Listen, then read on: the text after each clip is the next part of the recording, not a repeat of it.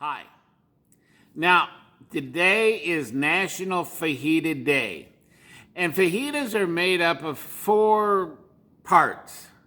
There's oil, there's veggies, there's a protein, and there's a starch. That's the 4 parts. It's a meal in a pan, right?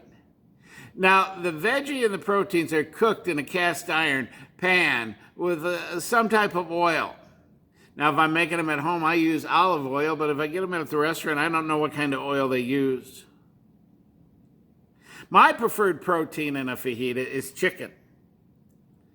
Now, I've heard some people use steak, I've heard of people using shrimp, but you know what? You can use whatever protein that you feel like. Now, if you get a fajita at a restaurant, it's generally going to consist of green pepper and onions cooked together in some sort of oil and also with your protein.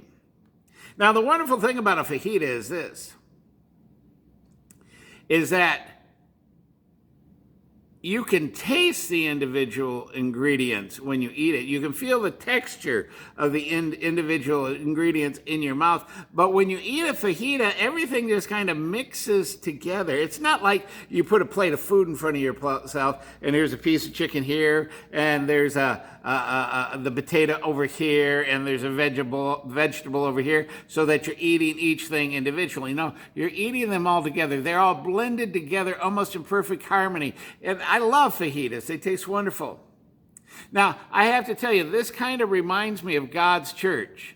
Paul said in 1 Corinthians chapter 12, starting with verse 12, "For as the body is one and has many parts, and all the parts of that one body, being many, are one body, so also is Christ.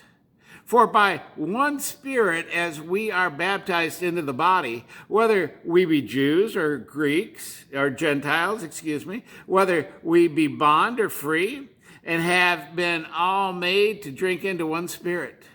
For the body is not one member, but many."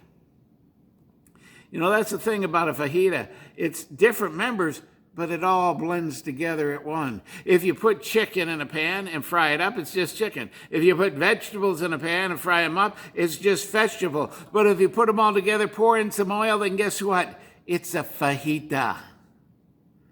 Now, I by myself am just me, and you by yourself are just you. But put us all together and put a little oil of the Holy Spirit, because guess what? Biblically, we're always talking about oil as being representative of the Holy Spirit. And guess what? Bam! We all blend together as God's church. Nobody overwhelming the other. Everybody blending together. Oh, that's a beautiful thing to think about.